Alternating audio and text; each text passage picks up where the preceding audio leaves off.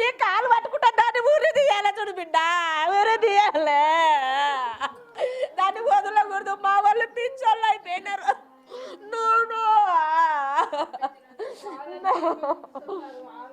నాయళ్ళు పిచ్చోళ్ళు అయిపోయినరు. నా ఆడపిల్ల ఇట్లా చేయనికే ఇది కాకూడదు. ఎన్ని కుటుంబాలు ఆరిపోతున్నాయి. పేపర్లో మంది నాకు చదువు రాదు, పేపర్లో చూసి చెప్తారు ఇట్లనంట. నా అల్లుడు ఏం తప్పు చేసిండే, నువ్వు వెళ్ళిపోనుంటే ఇవి చంపించే అవసరం ఏం వచ్చే? నా అల్లుంది నిన్నేమన్నా ఈ కొట్టేనా చేసినా ఏం చేసా?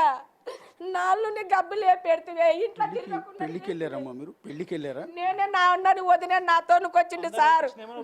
నేనే నా వదిన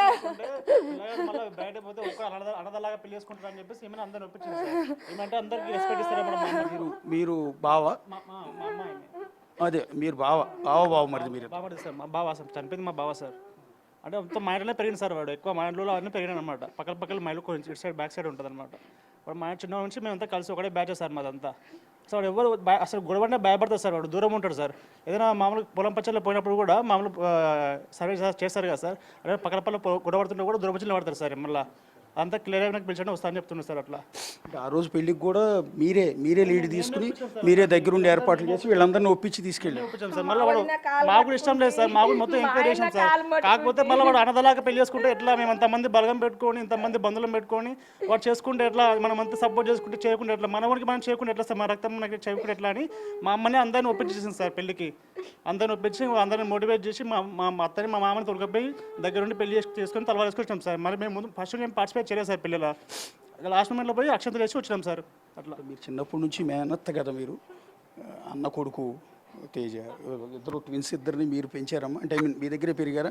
అంటే సార్ సార్ చెల్లెలు అయితే పెంచింది, వాళ్ళని ఎత్తుకోవడానికి పోయింది. కానీ మా చిన్న చెల్లెలు పెంచింది కానీ వాళ్ళతోనే పెద్దగా చేసేవారా కానే ఉంది అమ్మ. మా పెళ్ళిళ్ళైనా మా కాపురం మా ఇల్లు అయింది సార్.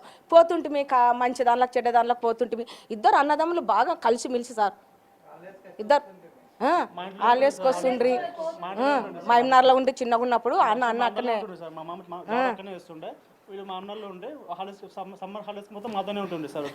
యాక్చువల్లీ పెళ్ళిని ఇంట్లో ఫ్యామిలీ మెంబర్స్ ఎవరు కూడా యాక్సెప్ట్ చేయలేదు. వాళ్ళ అక్క కావచ్చు, నాన్న కావచ్చు, అమ్మ కావచ్చు, అమ్మాయి మంచిది కాదు, బ్రదర్ కావచ్చు, అందరూ కూడా చెప్పారు అమ్మాయి మంచిది కాదు, వద్దు అమ్మాయితో పెళ్ళి వద్దని చెప్పి. ఏకంగా తమ్ముడైతే ఇంట్లోంచి వెళ్ళిపోయాడు. కనీసం అలా అన్న తన తమ్ముడు మారతాడు అంటే సివియారిటీని అర్థం చేసుకుని కనీసం అమ్మాయిని వదిలేస్తాడేమో అనుకుంటే లేదు, అతను పట్టుబట్టి పెళ్లి చేసుకోవటం. అంటే ఆ విధంగా అమ్మాయి అతన్ని ట్రాప్లోకి దించింది. అతను కూడా తప్పట్టడానికి లేదు, ఎందుకంటే అతనికి కూడా ఐడియా వచ్చి ఉంటుంది. ఒకసారి అమ్మాయి వెళ్ళిపోయింది, పెళ్లి క్యాన్సిల్ చేసుకుంది, లేచిపోయింది అన్న విషయం కూడా తెలుసు అతనికి. తెలిసినా కూడా ఎందుకు మళ్ళీ పెళ్లి చేసుకున్నాడు అంటే అతని అమాయకత్వం అనాలా, మంచితనం అనాలా, లేకపోతే అమ్మాయి అతను ఆ విధంగా వల్లో వేసుకుంది, ట్రాప్ చేసింది అనేది చూడాల్సి ఉంటుంది.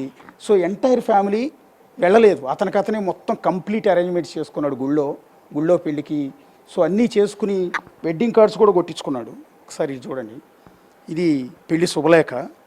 సో గంటావారి పెండ్లి పిలుపు వెడ్డింగ్ కార్డ్స్ కూడా అతనే కొట్టించుకున్నాడు. అది కూడా అమ్మా నాన్న పేరు మీద. ఆహ్వానించి వారు శ్రీమతి శకుంతల, శ్రీమతి గంటా శకుంతల, శ్రీ గంటా జయరాములు అని ఇదే ఇంటి అడ్రస్తో, అంటే ప్లాట్ నెంబర్ 62A/1 రాజయ్య తోట, పాండురంగ స్వామి దేవాలయం దగ్గర గద్వాల అని సెల్ ఫోన్ నంబర్స్ ఇచ్చి తల్లి తండ్రి ఆహ్వానించినట్టుగా, జయరాముల తండ్రి శకుంతల తల్లి వాళ్ళు ఆహ్వానించినట్టుగా వాళ్ళ పేరు మీద అతను.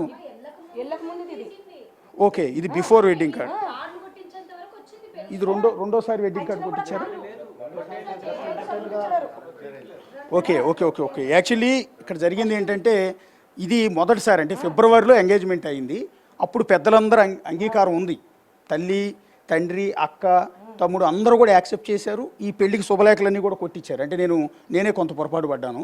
సో మొన్న కొట్టించిన రెండోసారి మళ్ళీ ముహూర్తం పెట్టిన తర్వాత కొట్టించిన కార్డు అనుకున్నాను, కాదు ఇది వీళ్ళందరూ ఆమోదంతోనే అప్పుడు ప్రింట్ చేయించిన వెడ్డింగ్ కార్డు. అప్పుడు వాళ్ళందరూ కూడా అంగరంగ వైభవంగా కొడుకుని పెళ్లి చేయాలనుకున్నారు. తల్లి అత్త అందరూ కూడా పెద్ద ఫంక్షన్ బుక్ చేసాం సార్, బాగా గ్రాండ్గా ఒక 1000 మందికి 1000 కార్డ్స్ బుక్ చేసాం సార్. 1000 కార్డ్స్ కూడా ఆల్మోస్ట్ సగం కార్డ్స్ పనిచేసినాం సార్ అందరికి. ఓకే.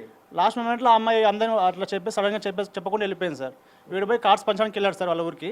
అయితే అప్పుడు నాకు తెలిసింది సార్ అమ్మాయి ఇంట్లో లేదని చెప్పి తెలిసింది.